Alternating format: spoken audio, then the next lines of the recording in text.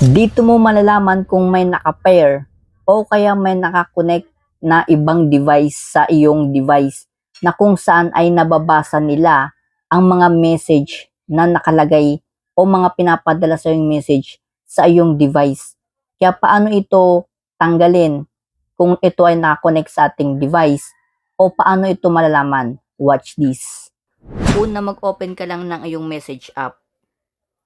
Pagkatapos ay i-click mo lang ang iyong profile at hanapin mo lang dito itong device pairing. So, i-click mo lang yan. At mula dito guys ay inyong makita kung merong naka-pair na device dito. O ibig sabihin may nakapares, may naka-connect na ibang device sa iyong device.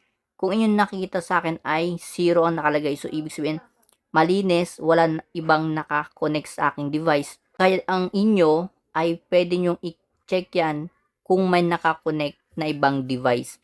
Nang sa ganun ay hindi kayo monitor or hindi nila nababasa ang mga message ninyo sa inyong device. Kung may natutunan, pakibahagi ng ating video. Thank you for watching.